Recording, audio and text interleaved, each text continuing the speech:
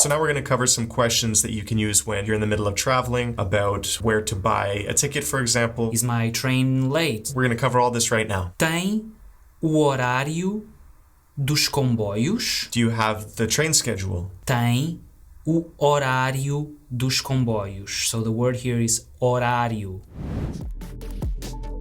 O horário.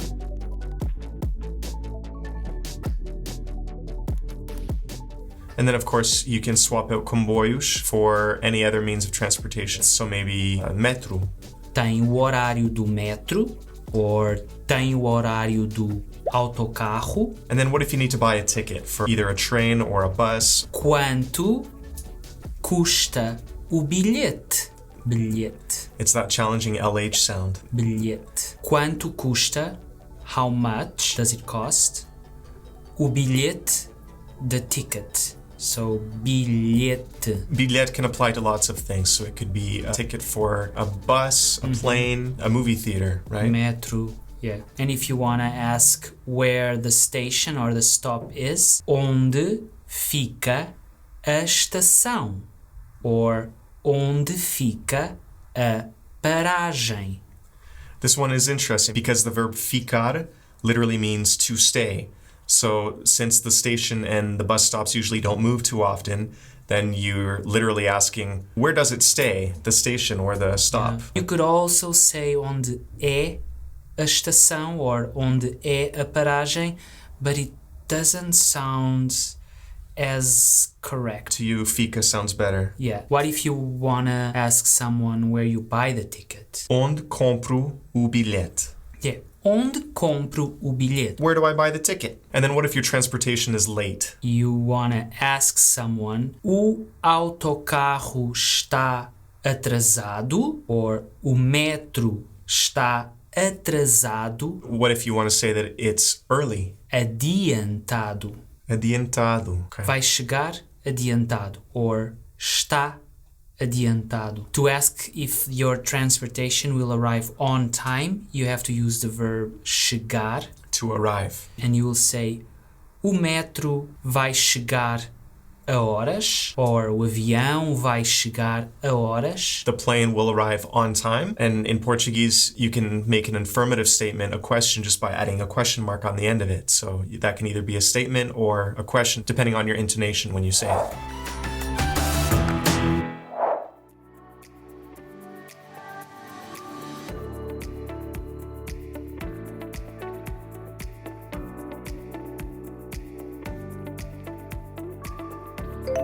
O comboio está muito atrasado.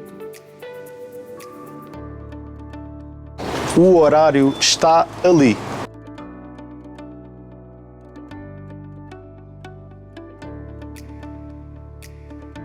O horário está ali.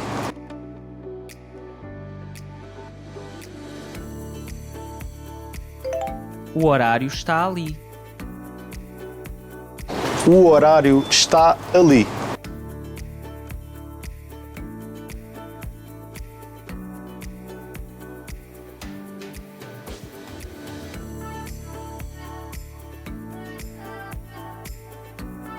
Onde fica a paragem de autocarro?